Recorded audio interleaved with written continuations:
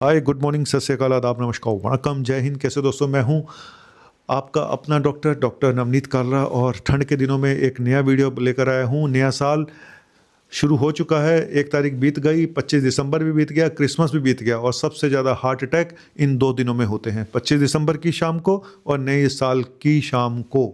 और आने वाला एक हफ्ता बहुत ही खतरनाक है हार्ट अटैक के लिए और स्ट्रोक्स के लिए।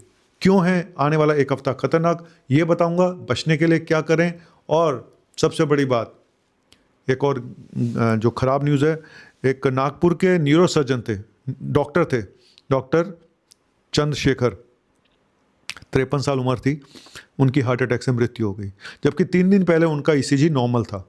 बस यही धोखा मिलता है भाई, ईसीजी के चक्कर में लोग रह जाते हैं। मेरा ईसीजी नॉर्मल है, मैं ठीक हूँ, और डॉक्टर को ये भी लगता है हम तो डॉक्टर हैं, है ना। एक थोड़ा सा कहीं ना कहीं ये उस तरह का वो हो जाता है कि भाई हम तो डॉक्टर हैं, हमें कैसे हो सकता है, और ईसीजी करा ही लिया तो ठीक है।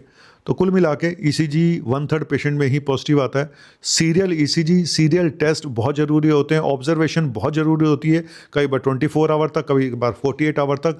और इसीलिए चेस्ट पेन अगर होता है या इस तरह के सिम्टम लगते हैं, उसको नेग्लेक्ट मत करें। डॉक्टर को ये स्टैंप लगा के नहीं देनी चाहिए कि आपका ईसीजी नॉर्मल है, आप घर जा सकते हैं, आपको कुछ नहीं है।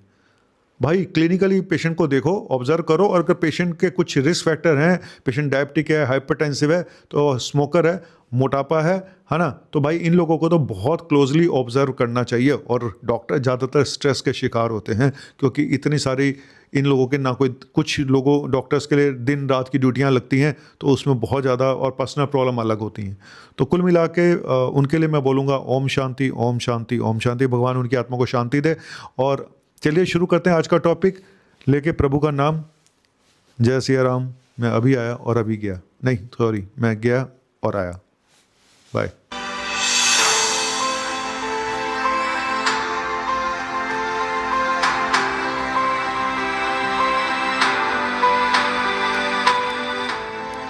तो दोस्तों 25 दिसंबर की शाम को रात के 10, 11, 12 बजे के आसपास सबसे ज़्यादा हार्ट अटैक होते हैं। ये स्टडी हुई है कि 33% ज़्यादा हार्ट अटैक सिर्फ इस दिन होते हैं, जिस दिन 25 दिसंबर होनी है, क्रिसमस मनाया जाता है पूरे वर्ल्ड में। मैं वर्ल्ड का बता रहा हूँ, हिंदुस्तान का नहीं बता रहा हूँ, क्योंकि हमारे यहाँ उस हिसाब से नहीं मनाया जाता है जैसे बाहरी दूसरे कंट्रीज़ में मनाया जाता है।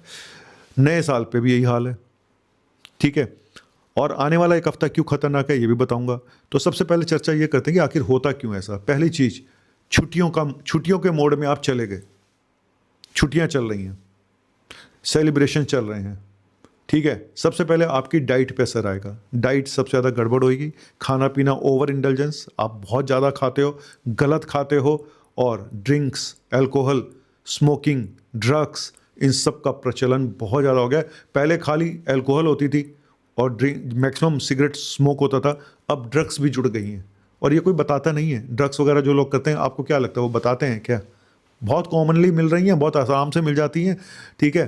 तो एक तो ये कि ओवर इंडल्जेंस इन फूड, और गलत फूड, प्रोसेस्ड फूड, बाहर का खाना बहुत ज़्यादा हो जाता है। उसके अलावा ये जो मैंने बताया, और ऑलरेडी वो पेशेंट जो जिनको ऑलरेडी ब्लॉकेज हो चुकी हैं और पता नहीं है, या अगर पता भी हैं, तो अगर वो सब भी इसमें इंडल्ज हो जाते हैं तो उनके लिए बहुत ज़्यादा रिस्क बढ़ जाता है, पहली चीज़। दूसरी चीज़, ठंड, कोल्ड वेदर। 25 दिसंबर से लेके 1 तारीख तक, अगले हफ्ते तक बहुत ठंड पड़ रही है, पड़ेगी, ठीक है। और दिल्ली जैसे शहरों में ठंड के अलावा पॉल्यूशन भी साथ में मिल गया।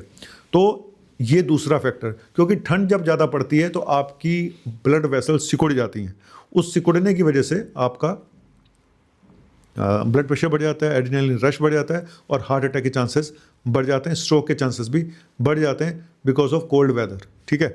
ये हो गया। तीसरा, स्ट्रेस लेवल बताया जाता है कि इस समय स्ट्रेस लेवल बढ़ जाता है लोगों का। मॉनेटरी स्ट्रेस भी बढ़ जाता है, आपका मेंटली भी स्ट्रेस बढ़ जाता है। ये करना है, वो करना है, वहाँ जाना है, छुट्टियाँ मनाने जाना है, किसी ने आना है, किसी ने जाना है, पैसा भी खर्च होना है। तो कुल मिला के स्ट्रेस लेवल काफ़ी लोगों का बढ़ जाता है। और कई बार जीजा फूफा आ जाए तो स्ट्रेस कहीं गुना बढ़ जाता है, ये तो सबको पता है ना, है ना। सारी दुनिया एक तरफ, जीजा फूफा एक तरफ। तो कुछ इस तरह के, मैं मजाक बोल रहा हूँ लेकिन सच बात बता रहा हूँ कि ये जो आप फंक्शन करते हो ना, तो वहाँ पे कितने पंगे पहले से ही शुरू हो जाते हैं। ये सिर्फ हमें रिश्तेदारों को ही पता होता है कि भाई किसको कहाँ कहाँ कैसे कैसे संभालना है, तो वो स्ट्रेस अलग हो जाता है फिर आप, है ना। तो एक स्ट्रेस हो गया। तो 3 चीज़ें मैंने मेन बताई हैं, खाना पीना गलत हो गया, ये हो गया, और आपकी एक्टिविटीज़ ख़त्म हो जाती हैं। सबसे बड़ी बात, आपकी एक्टिविटीज़ ख़त्म हो जाती है, आपकी वॉक वूक ये फलाना ढिमका जो भी एक्टिविटी होती है 15 दिन के लिए सबकी ख़त्म हो जाती है। 25 दिसंबर से लेके 1 तारीख से, फिर जो लोग घूमने गए हुए हैं 4-5 जनवरी तक, तो ये हफ्ता 10 दिन 15 दिन आपके बिल्कुल बर्बाद होते हैं। और ठंड की वजह से लोग निकलते भी नहीं है घर से, तो खाया पिया और लेटा, तो एक ये भी हो गया मुसीबत। सबसे बड़ी आपकी एक्टिविटीज़ भी हो गई ख़त्म। और जब आप इतना सेलिब्रेशन मोड में होते हैं ना, कई बार पेशेंट जो है ना अपनी दवाइयाँ लेना भी भूल जाते हैं, सच बता रहा हूँ। और मैंने ऐसे पेशेंट देखे हैं जो बाहर चले जाते हैं घूमने फिरने, अपनी दवाइयाँ साथ में लेके जाते ही नहीं। मेरी एक पेशेंट थी, वो इंसुलिन लेके नहीं गई, वो थाईलैंड पहुँच गई, इंसुलिन यहीं छोड़ गई, बताओ। तो ये ब्लड प्रेशर की दवाइयाँ, हार्ट की दवाइयाँ जिनकी चल रही हैं, जिनकी शुगर की दवाइयाँ चल रही हैं, अगर आप टाइम पे नहीं लोगे, बीपी एकदम शूट अप हो गया, तो कुछ भी हो सकता है भाई, तेरा स्ट्रोक भी हो सकता है, ब्रेन हेमरेज भी हो सकता है, क्लॉटिंग भी हो सकती है, कुछ भी हो सकता है। तो अपनी दवाइयाँ जो टाइम पे ना लेना, और क्योंकि छुट्टियों के मोड में आप मस्ती के मोड में हैं। यार मस्ती अपनी जगह है, लेकिन मैं ये मानता हूँ कि मस्ती करनी चाहिए, बिल्कुल करनी चाहिए, डी स्ट्रेस करना बहुत ज़रूरी है। पर कई बार हम ना डी स्ट्रेस करने चक्कर में, मस्ती के चक्कर में इतनी ज़्यादा मस्ती कर जाते हैं, इतनी दारू पी ली, इतना खाना खा लिया, इतना कोलेस्ट्रॉल पहले ही बढ़ा हुआ था कि शाम होते होते बैंड बज गया, सुट्टे भी मार लिए, सब कुछ कर लिया। तो वो आप जो एक दिन की मस्ती इतनी भयंकर तरीके से मारते हो ना, जिसको एक binge eating, binge alcohol drinking, ये सब जो होता है ये बहुत ख़तरनाक होता है। और आधी जगह का तो हमें पता भी नहीं होता कि उन्होंने और क्या क्या किया, है ना। वो मैं क्या बताऊं, अडल्ट लोगों को बता सकता हूं। और फिर आप कहते हो सर ये फैमिली शो है। अबे फैमिली शो का क्या करूं, मैं डॉक्टर हूं भाई, मैं वीडियो मरीजों के लिए बना रहा हूं। फैमिली शो का, ये फैमिली शो बन गया कि सास बहू वो है क्या, सास भी कभी बहू थी, मतलब मैं वही सुनाऊं क्या सब आपको, हंसी मजाक।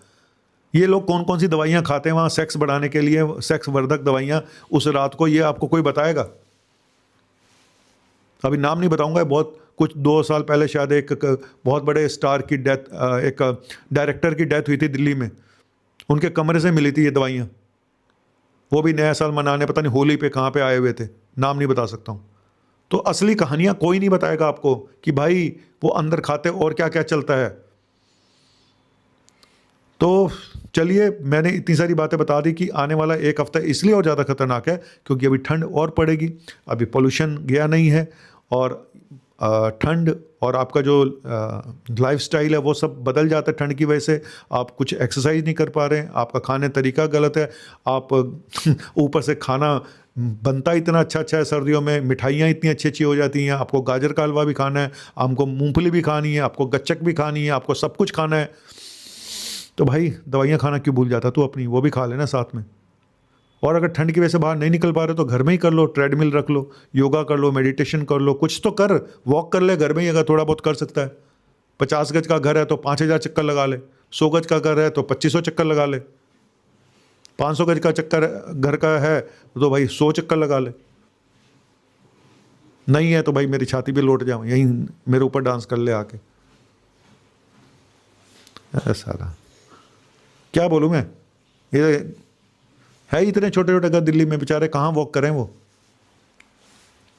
चलो, और अब जाते जाते इतना ही बोलूँगा कि भाई हेल्थ से बढ़ के कुछ भी नहीं है। आप अपनी ऐश के चक्कर में, ऐश्वर्या के चक्कर में नहीं, ऐश अय्याशी के चक्कर में जो आप अपनी सेहत से खिलवाड़ करते हैं ना, ये बहुत भारी पड़ती हैं। स्पेशली जो 40, 45, 35 साल की उम्र होती है ना, ये 35 से 45 साल वाले, ये बहुत ख़तरनाक होते हैं। सही बता रहा हूँ, 35 से 45 साल ये एज सबसे खतरनाक होती है। क्यों?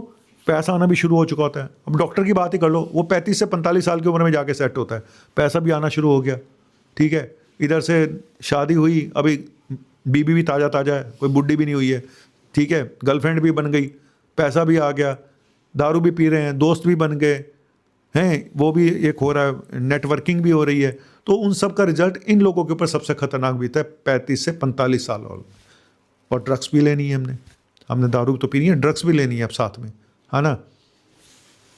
फिर रशियन का जुगाड़ भी कर रखा है इन्होंने। अरे रशियन खाने का सैलड की बात कर रहा हूँ। हमेशा उल्टी तुम्हारी सोच ना बहुत नेगेटिव हो चुकी है तुम लोगों की, सच बता रहा हूँ, बहुत नेगेटिव सोच है। मैं हूँ देखो पॉजिटिव सोच वाला इंसान, खड़ा हूँ, पहले साल पे भी वीडियो बनाया, दूसरे पे भी वीडियो बनाया, तीसरे नए साल पे भी वीडियो बना रहा हूँ, क्लिनिक भी कर रहा हूँ, पेशेंट आए ना आए मैंने यहाँ के आगे बैठना ही बैठना है। चलिए चलते चलते गाना सुना देता हूँ आपको। उठे सबके कदम, नए साल पे उठे सबके कदम, देखो रम पम पम, अजी ऐसे गीत गाया करो, कभी खुशी कभी गम, तारा रम पम पम, हंसो और हंसाया करो। अबे हंसते रहा करो, है ना। ये जो मैं बातें करता हूँ ना मस्ती वाली, इससे थोड़ा सा आपका स्ट्रेस लेवल कम हो जाता है, हार्ट अटैक के चांसेस कम हो जाते हैं।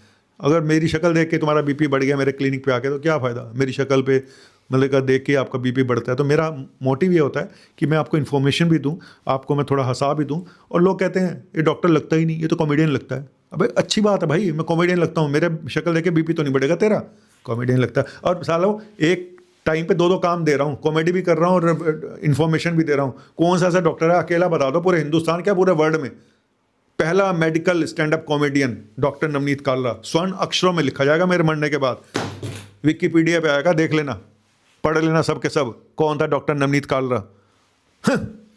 बंद कर। उठे सब के कदम, देखो राम पाम पाम,